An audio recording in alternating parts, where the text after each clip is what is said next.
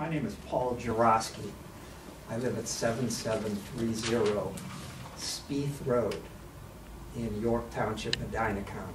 How do you spell your last name, Paul? It's spelled G-I-E-R. Never worry about me. O-S-K-Y.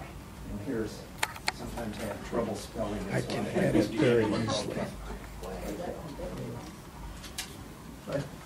And I'm here to support my partner, Dave Eigel, euphemistically partner. I only met Dave a few months ago as I was introduced into this Nexus Pipeline project back in August. We received letters. But what has happened over the last 5 months as I've spent 12 hours a day, 6 days a week trying to educate myself is that we've organized ourselves. So I'm here to support Dave, but also as a representative of a much broader coalition called the Coalition to Reroute Nexus, which is a grassroots organization that started in Medina County, out of the concern for public safety, for property values, and for property rights, individual property rights. And we've organized ourselves. I kind of took on the role as the local community activist, which is new to me, and helped build this coalition across the state of Ohio. We now have representatives in every county, except Sandusky County for some reason, between here, Stark, and the Michigan border. And we're organized like a business might be organized, with representatives in townships and counties along the route. And we communicate on a regular basis through emails, and we've come up with a strategy to approach this this Nexus project. And our mission is, like you've heard other people say, is that we understand the importance of pipelines to deliver Ohio's energy to market. We just believe that there's a better, more sensible process and route to accomplish that. And our mission, quite specifically, is to try to inform and educate and persuade the Nexus Spectra Energy officials to choose a route through a less densely populated area, probably south, okay? And our goal has been really the creation of something we call a pipeline safety corridor.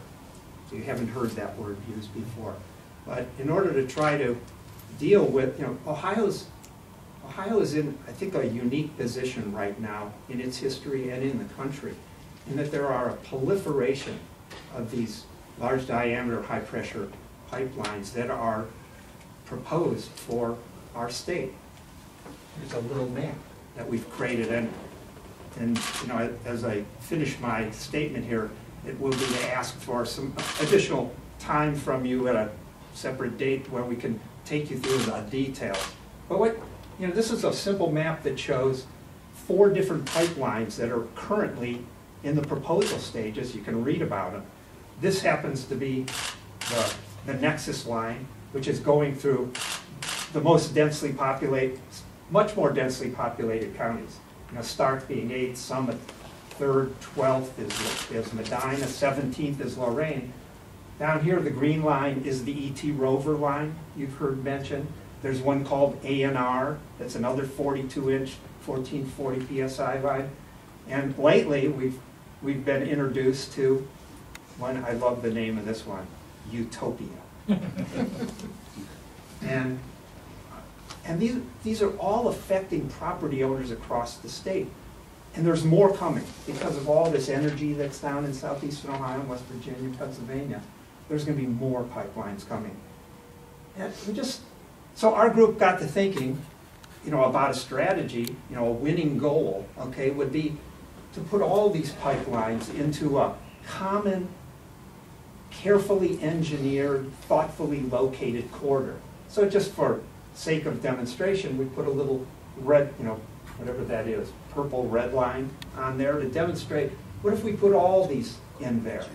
We could protect the public, we could protect the pipeline itself, and because it's been pre-designated, it would demonstrate respect for individual property rights, because as David Mucklow mentioned, one of the big issues is when FERC grants a certificate to proceed. Along with it comes the power to use eminent domain. And there's no process in place for somebody to say, no, I don't want it. You get to say yes, but you don't get to say no. So, back to, I don't think we're going to undo the 1938 Gas Act that was passed by Congress to promote the development of natural gas, but I think through a process of all of us speaking out as stakeholders, okay, which the FERC process allows for, including yourselves as elected officials, we can influence it. And influence it means rerouting it. So enough said there. A point of our being here today was to, again, respectfully ask for some additional time where we can lay out maps and ideas and additional factual information. I'm just going to leave with you a letter of introduction, and there you go. And it also has some background information in there about the senior leaders of our coalition, and I don't know if anyone mentioned it, but county commissioners in Medina County just last week wrote a letter in support of our mission.